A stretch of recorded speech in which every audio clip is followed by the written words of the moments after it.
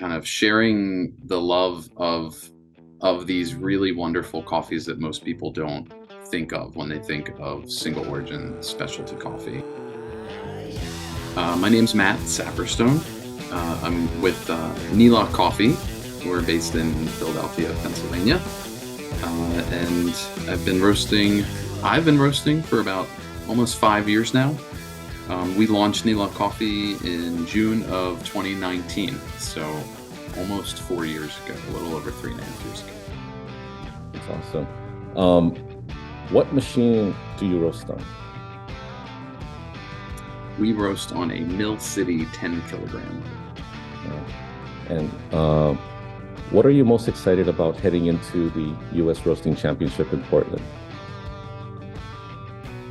I'd say I'm most excited about the whole experience. It sounds a little vague, but it's kind of the opportunity to be in a setting with so many other roasters who are so interested in their craft and in their field, to get to make new friends, to learn things from folks, and to spread the love and the word about the things that we do with the coffees that we source and roast here in Philadelphia too. And then Matt, this wasn't part of the questions, but I was curious on like your journey getting here. Which prelim did you participate in, or did you go straight to qualifiers? Good question. I did not participate in a prelim. I think I got really lucky and logged on to book a spot in the qualifier right when it opened up online. And so I booked that. I checked back about 10 minutes later and they were all gone. So wow. Right, it was just good timing that I was at my computer when it happened. Yeah. I think it's really cool too about, I did a little, research, if you will, about, your story, and, you based out of Philadelphia, but yet the coffees you partner and source with are all from Southeast Asia, Myanmar, Thailand. Kind of what drove you to that part of the world, and why did you choose to source coffee from there? It was almost by accident. My wife works in international development, and the company that she used to work for assigned her to a project in Myanmar. This was like 7 years ago now, and she took the opportunity, and then I took the opportunity to quit my really long hour job in San Francisco running a restaurant to move to Myanmar with her. And I had been looking at starting my own coffee roastery and coffee company for a while, and it all came together. There were these US-backed projects that were working with coffee farmers and other farmers in Myanmar, helping them with best practices and their agricultural practices, as well as connecting them with markets and selling their coffee.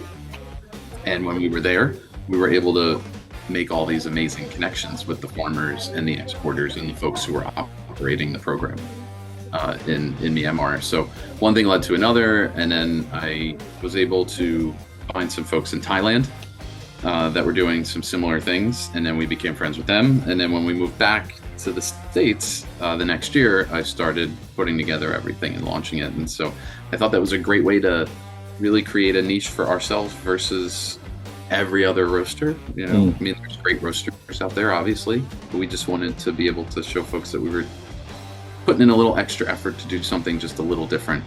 Yeah. And really trying to find great single origin specialty coffees, but from places that most people don't get them from. Yeah, most, a lot of roasters don't even source coffee from, that part of the world. More or less maybe keep one or two, maybe throughout the year, but you guys specialize in Southeast Asian coffee. So that's awesome. And on the East Coast of the United States too. Yeah.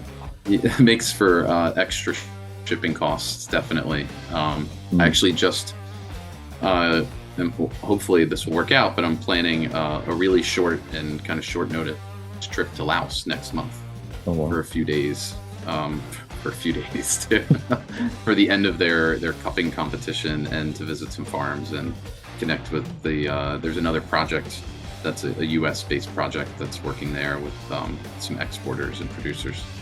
Wow. And that's all leading up. You're not even in Portland yet, so you're going to be in Laos right before the championships. That's incredible. Busy. Yeah. Um, I guess last question, anything else you'd like want to add or share about your company or what you've been up to? Yeah, we covered a lot of it. That was actually part of what I was gonna talk about, is kind of sharing the love of these really wonderful coffees that most people don't think of when they think of single origin specialty coffee. And we really try and keep the focus of Nilaa on promoting these coffees. We try and buy from the same farmers and producers, or at least the same exporters every year, even if they're different lots. And we really try to create these relationships that are long lasting, and we want these specialty coffee industries in these countries, which really didn't even have them until about maybe 10 years ago at the most. We want these industries to thrive, and we love kind of bragging that we're one of the only roasters in the US that have these coffees, but at the same time, we would love it if we were one of 1,000 roasters that were buying and sourcing and roasting these coffees. That's amazing. And like you said too, you're like not on the West Coast, you're on the East Coast of the United States. So logistics of getting that coffee over to you and, sourcing, but also roasting and providing really quality specialty coffee, to your community. That's incredible.